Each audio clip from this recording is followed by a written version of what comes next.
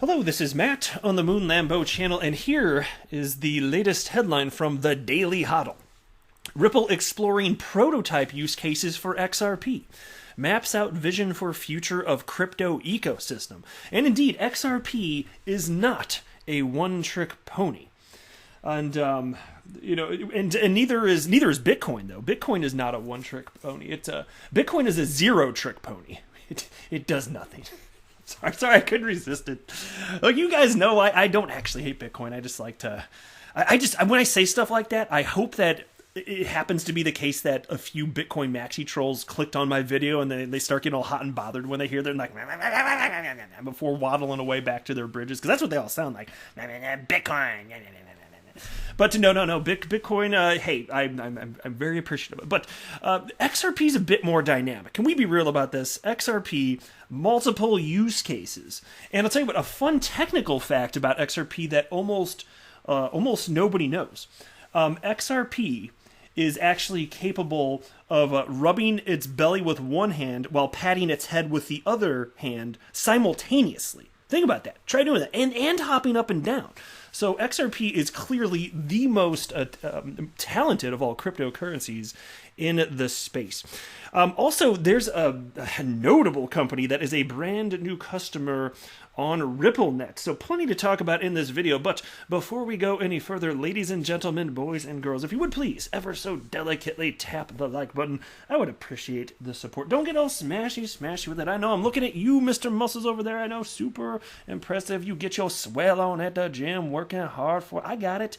But look, your showboating's not going to impress anybody here on the Moon Lambeau channel. Also, go ahead and subscribe to the Moon Lambeau channel, because it don't cost nothing, son. Take my free content, damn it. All right, into this first piece now. Ripple is launching a fresh hiring spree for its investment and development arm, RippleX, offering new insight into how the company plans to develop the XRP ecosystem. Previously called Spring, or incorrectly enunciated by everybody ever that has read it as X-Pring. That's how everybody said it. RippleX is a newly branded division of the San Francisco payment startup. Yes, indeed, Ripple, the San Francisco treat. Headed by Ripple executive Monica Long, the division is focused on boosting the adoption of Ripple's native asset, that XRP. That grinds my gears. XRP is not the native asset of a company. Ripple's a company. It doesn't have a native asset. Freaking idiot sticks. Bunch of C students writing this stuff up in the crypto media world. Anyway, but I'm going to try and get back to you. I'm telling you, that is steaming my vegetables, though. Anyway, Monica Long, the division, who runs the division, is focused on boosting adoption of XRP with a focus on supporting developer efforts to build on the XRP ledger and expand the digital assets use cases beyond the world of remittances. Now, I don't know about all y'all listening, my fellow XRP community members, but I happen to believe that utility is of the utmost importance, and the long-term viability of any cryptocurrency is contingent upon this. Even with Bitcoin. And so maybe you could make the case that store of value, okay, fine, because Bitcoin's the first, we'll see. This could come to pass. I acknowledge this. I'm skeptical of the idea, but maybe Bitcoin really will purely be here forever just because it was the first, and it doesn't do anything else. It's too clunky. It's too slow. It's not really good at anything else. But I mean, I feel like Bitcoin, are you listening right now? Am I hurting your self-esteem? I'm not trying to lower your self-esteem, Bitcoin. I'm sorry. But you don't do a damn thing. But maybe purely because it was the first cryptocurrency ever, it'll actually have some staying power, but that won't be the case with any other cryptocurrency. I personally believe that any cryptocurrency that has genuine utility, it's solving a real-world problem, will have some sort of staying power, and in addition to that, will result in an opportunity for store of value. And think of, like I say, with some amount of regularity, if you're an institution entering the space or a retail investor, and you know that businesses must use a particular cryptocurrency in order to conduct their business model, might it be safe to park some money in there as a store of value? I think that people are going to be looking at it like that. But here's a quote now. RippleX aims to build a robust ecosystem of third-party developers, projects, and companies that build, grow, and monetize their applications on XRP, Interledger Protocol, ILP, and which is ILP for short, and other blockchain technologies. RippleX has built technologies like Interledger Protocol that enables sending money in any currency and any amount to be as easy, fast, and inexpensive as sending information across the internet. PayID, which enables interoperability between payment networks, and toolkits and APIs in several languages that enable developers to build on top of the XRP ecosystem. Support and create tools and services that surprise and delight our community of developers. Prototype new use cases or experiences using Interledger and or XRP. And so it couldn't be more clear to me that Ripple is... I think it's not just their words, but they show through their actions how serious they are about ensuring there is a healthy XRP ecosystem. And so you could think about, even if you're one of these people that is an idiot and you think that Ripple's dumping on the XRP plebs, that's how they like to say, oh, the plebeians out there getting dumped on. All right, cool guy.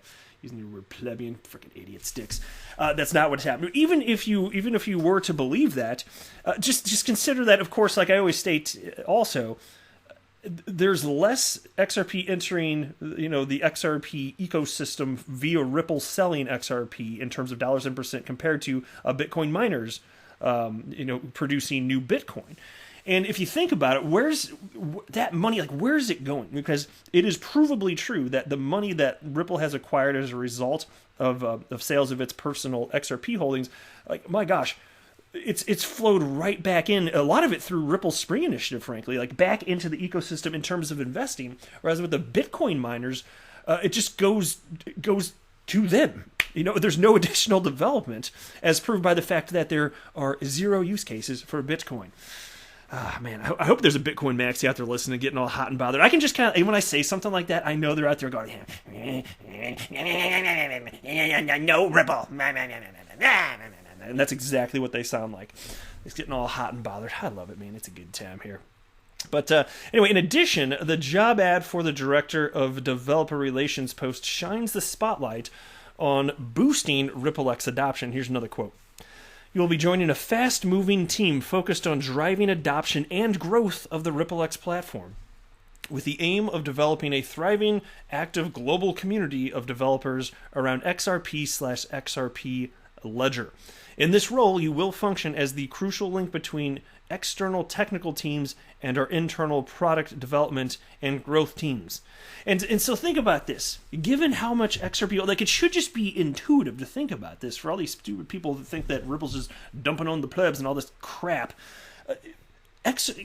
Ripple has the most to lose if things don't go well long term with XRP in terms of adoption and price action. Couldn't be more crystal clear. Like, my gosh, they are really building something out here, and so, like, whatever. All right, I'm going to move to the next piece before it burns my biscuits any further here. So here's a piece from you today titled "Ripple Inc.'s Deal with Cambridge Global Payments to Speed Its Cross-Border Solutions." As reported by Street Insider, blockchain decacorn Ripple has landed another big payments giant as a customer.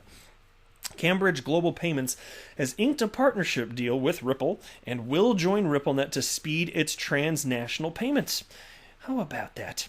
In 2018, the company started a pilot program for using Ripple's XRP, that's grinding my gears up, and XRapid, now known as On-Demand Liquidity, and now the partnership has been launched.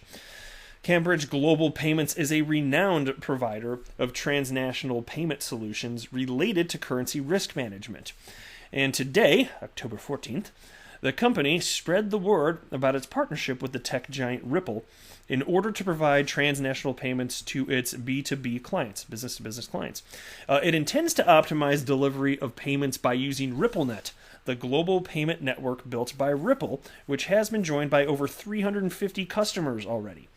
When Ripple and Cambridge ran trials of RippleNet-based payments, vendors who used another Ripple customer, Siam Commercial Bank, as a partner, had their deposits delivered with a substantial reduction in time, 99%. Other providers deliver deposits to banks within about 2 days. And so here's the other neat thing, which I haven't mentioned in some time, frankly, but this is important. The actual value of RippleNet, the platform, will continue to increase exponentially the more partners join. It becomes more and more powerful and more desirable for more entities to join. So this is happening, and there's a reason that you are already seeing that, and you're not seeing growth quite as quickly with on-demand liquidity, which comes down to certainly regulatory clarity issues the world over, especially in the United States. That's for damn sure. But more importantly, a lack of liquidity within this asset class. Right, and that's what it is. And so there's only so much Ripple can do about that. And obviously they launched their line of credit. I made a video about that the other day. That to whatever degree, it remains to be proven to what degree that will help. But I am very confident that will help. For hopefully obvious reasons. You're talking about loaning out XRP, right? And so if there's not sufficient XRP on the markets today to open up corridors, it's reasonable to suspect that this could help speed things along to some degree, but still, this is why Ripple, being the adults that they are, they don't want to be like in charge of, let me word it like this. They don't care about XRP being #1 in market cap. Super duper, that would be great, but they don't need that. You know what they talk about because they're adults? They talk about just having a bigger pie, and then whatever piece of it they get, cool, and they'll fight for that. Yeah, I'm not saying they won't, but they're more about just having a bigger pie.